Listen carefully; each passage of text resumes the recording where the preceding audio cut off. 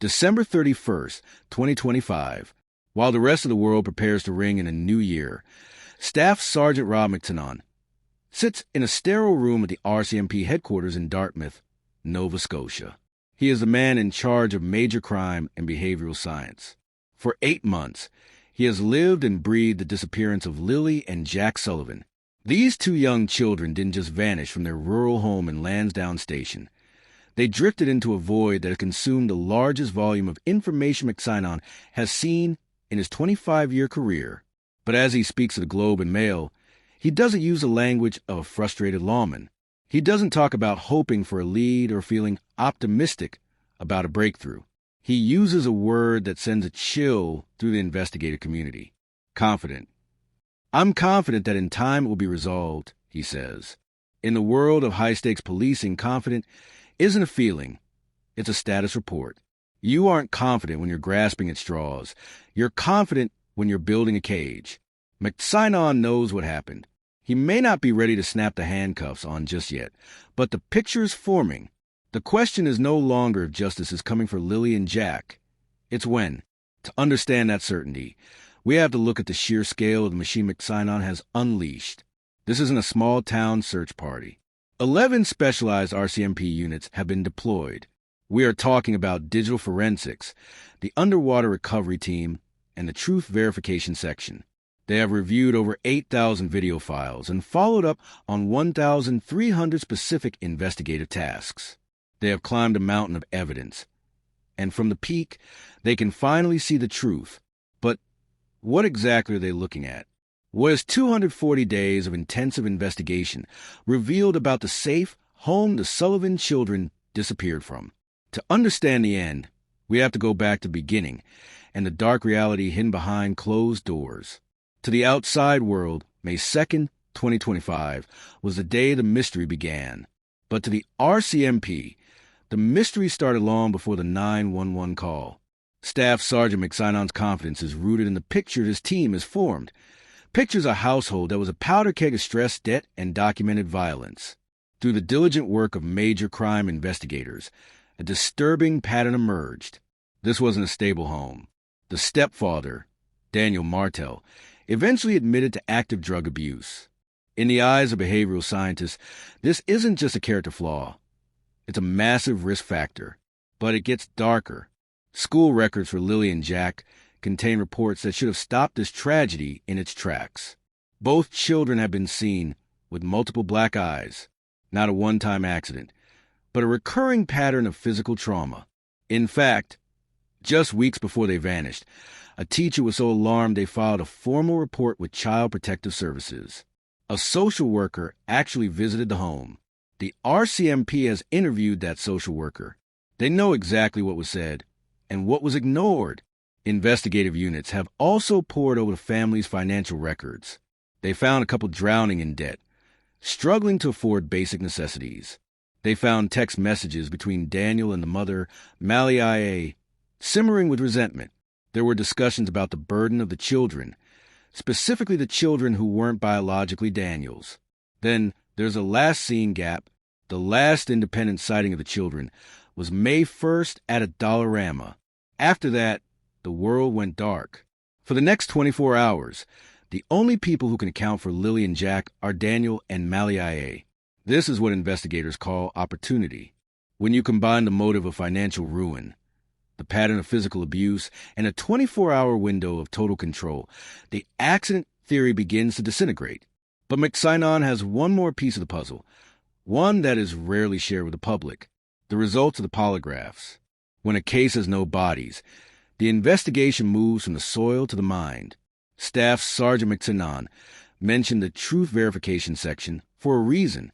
Both Daniel Martel and Mally Brooks Murray were subjected to polygraph testing.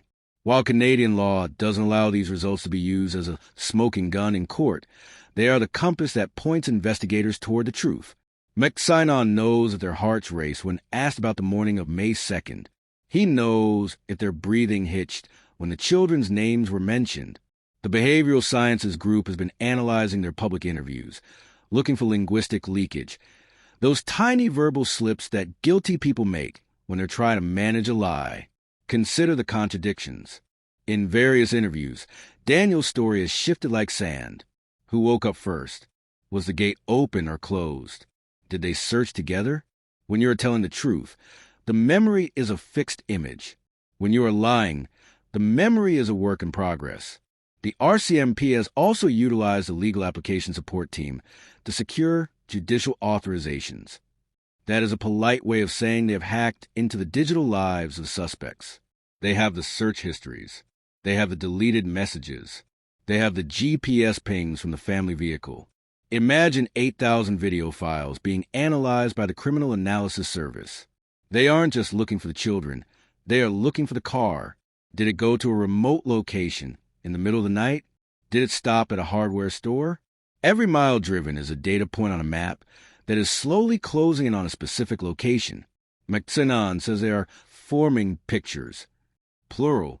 This means they are testing multiple scenarios. Was it a joint effort? Was one parent the actor and the other the accomplice?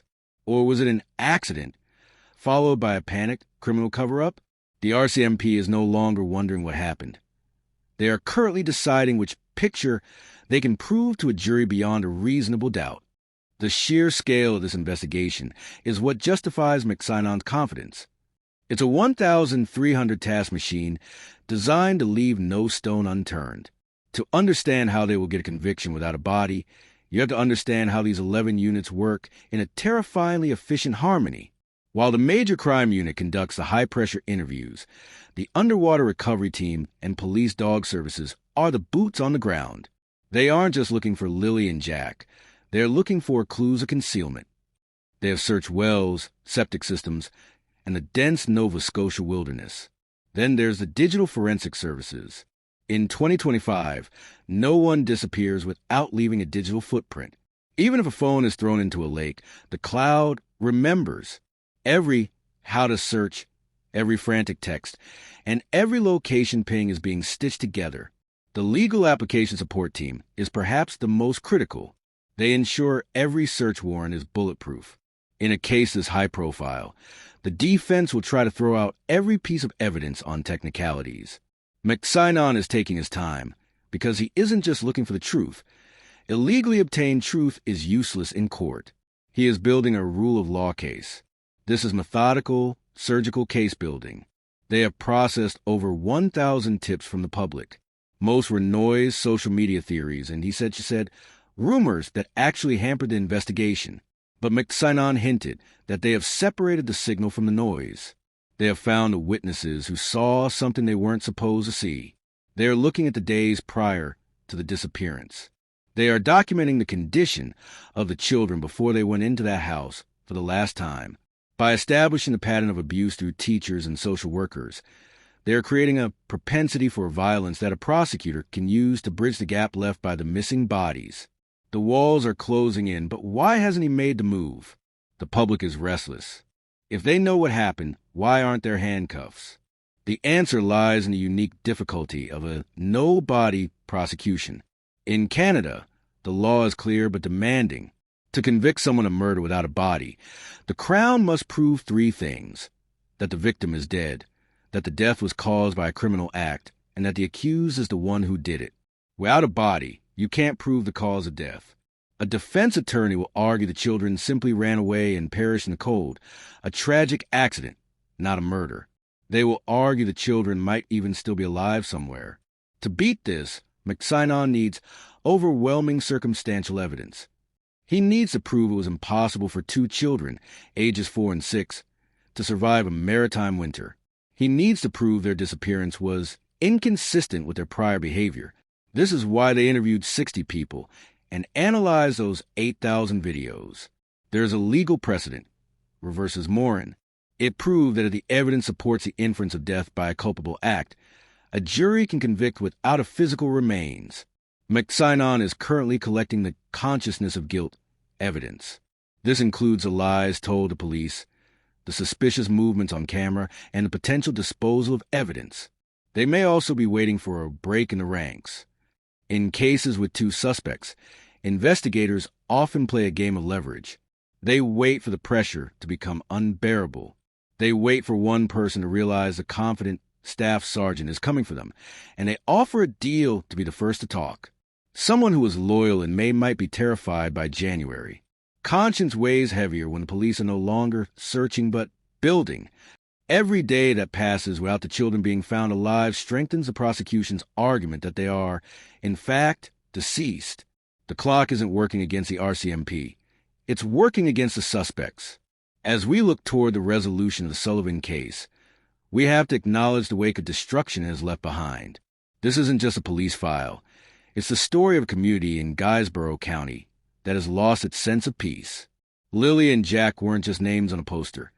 They were children who went to the local store, who played in the rural fields, and whose black eyes were noticed by teachers who tried and failed to save them.